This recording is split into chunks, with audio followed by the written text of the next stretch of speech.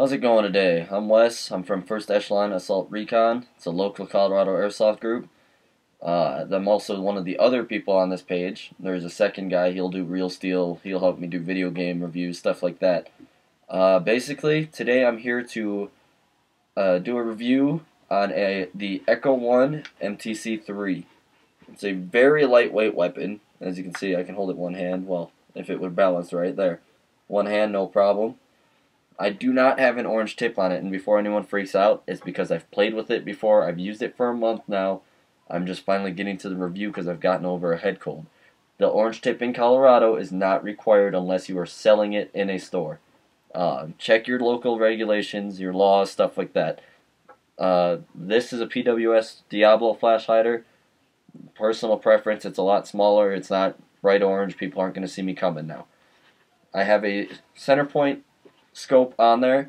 It's just a 3x9x40 scope, not all that big of a deal. Just made it a DMR platform instead of a regular assault rifle. This holds M4 mags, and it comes with a standard M4 mag, not with the marking tape. That's my personal touch. And the VN style M16 190 round cap. 190 high cap mag. Now with the VN style, you actually have to give it a good smack, get it in there. I'm not sure why, but I think honestly with this, the VN looks way nicer than an M4 mag. Pull that out. Yes, I am left-handed, so everything looks kind of weird and backwards on here.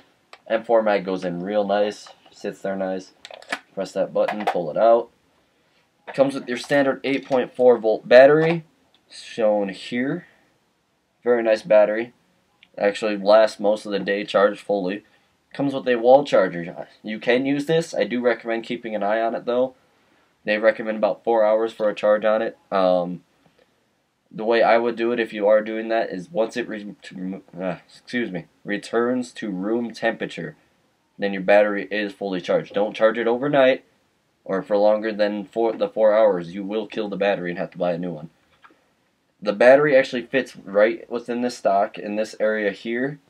You remove this screw, pull out the butt plate, you'll get this hole. There's like a small hole, you put it in there, you plug it in.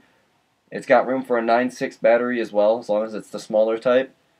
Lipos, I believe the Lipo 1 and 2 is what they recommend. You put this butt plate back in, and it is adjustable. It's a 3 position. This is 1 all the way in, 2 is about half an inch out, and then 3 is about an inch out. On this side of my gun, you will see the sling mount right here. Because I am left-handed, it is easier for me to put a 1-point sling on it, sling it down to my left side than my right side and work with it. That is also adjustable because when you buy this rifle, it will actually be on this left side of the gun. It will be over here. I just switched it because I'm left-handed, I'm special, I'm weird. Yes, I know. Comes with a foregrip, not this one specifically. There's one a bit smaller. It's rubberized, so it's got some. It's easier to grip than this hard plastic one. So it's definitely something to use. It's not required because, as you can see right here, there's this ridged outline that you can put your hand on. Don't have to worry about adding rail covers.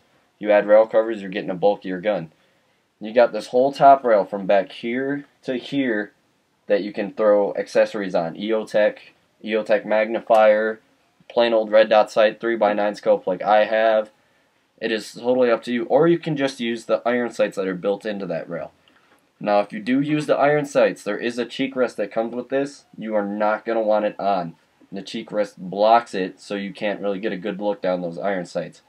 I don't have the cheek rest on with this optic because the cheek rest for me with my full goggle set, it just gets in the way. So it's easier for me to just look down it and not have something to rest my cheek on. But I'm going to have to give it a shot, see if I like it without it. There's this top rail here. Could have put a PEC box on there with an actual laser, not the battery setup. It's got these small rails on either side that you can see. Flashlight, laser combo, even one on each side, no problem. Then you have this really long bottom rail from here to here. Put an M203, put just a regular GP30. It really doesn't matter. It's your rifle. You get to do what you want. Standard M4 mag, as you've seen. It's a M4 mag adapter. You can actually switch that out with a G36 magwell. I have a video on this Same page shown under Airsoft Tech videos for the MTC3. It shows you how, or well, it's MTCs in general, how to swap them out. Easy as heck to do. I'm not even gonna lie. It's really simple. Might not seem it, but once you do it, it's really simple. There's also a tech video on how to remove this, to get to the internals, to get to the barrel, the hop up, all that. This does come with a Mad Bull hop up in it already pre-installed. I do not believe it is the ultimate hop up though. That I'm not too sure about. I haven't really looked at that. It has a version 3 gearbox. So any version 3 gearbox parts, really easy to get into. Let me just put this down. Really easy to swap out the parts. You literally take a few screws out. You'll have to take some, like the sling mount out. The video's up, so it's going to be really easy to follow him along if you ever need to do the repairs, or you just feel like tearing it apart to see what you can do to it. I don't recommend upgrading it until something actually breaks. You upgrade one part, you're going to have to upgrade more and more and more until everything's upgraded, which is still costly. There's the hop-up is adjustable actually. Let me actually show you that real fast. You push down on this here. As you see in that door just opened, I pushed it down into the slide, like where the charging handle slides. You reach in and it's right here in the front of this hop-up. It's right there. You tweak it a little bit and your hop-up will work perfect. Just push back down. Oops, sorry, I'm too far down. Push down on that charging handle, boom, slides forward, you're back closed, no worries. Put that back down. It does come with a unjamming rod. It is extremely short because it is extremely short from the front of the barrel down to the feeding hole for the mag. Okay, sorry, I'm a little slow here today. Honestly, this is a very nice gun. Shoots 380 FPS out of the box. No upgrades. You get a little slight variation as battery dies or you put some rounds through it. Lowest I've seen it is 350 and that was full auto, so that makes a little sense. It doesn't always reset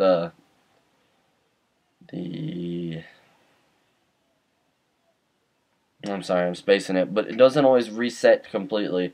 So you do single shot, you will get a more powerful shot out of it. I've seen that range from as low as 360 because of a really quick charged battery down to, or up to the 385 mark even.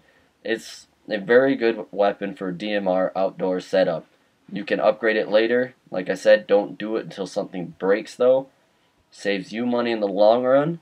You're looking at standard, any M4 mag really. Stanag mag, it'll work good for it. I've seen mags for the VN style mags, those will work. There's really just not too much you really want to do to it. It's a very well built gun.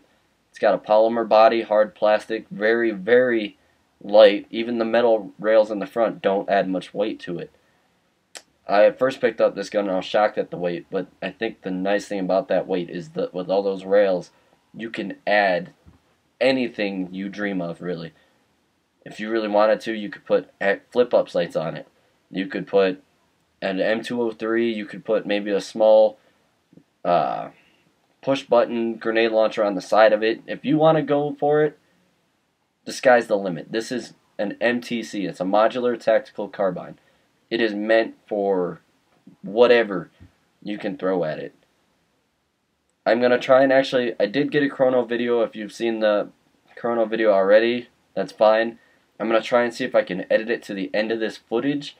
That way it's with this, you don't actually have to have a whole another link to see it or something like that. I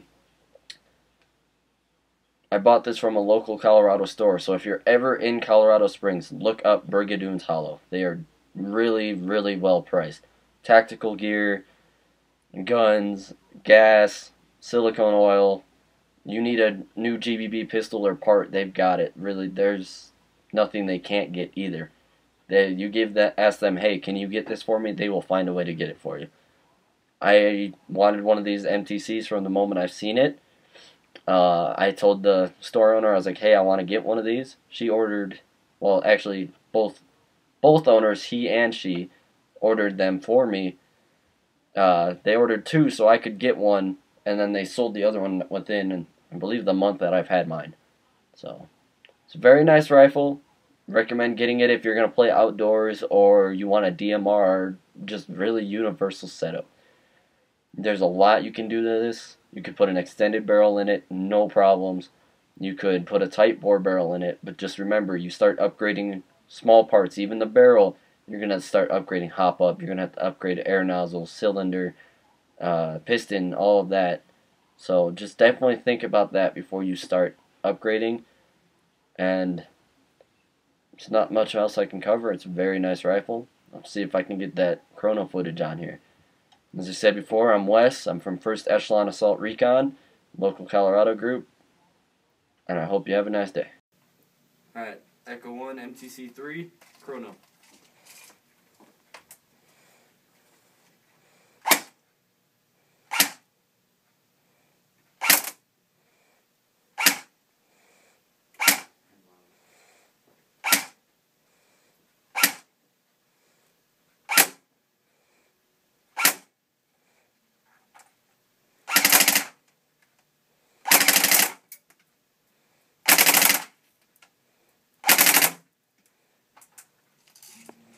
Not bad, shooting about 377 to 385.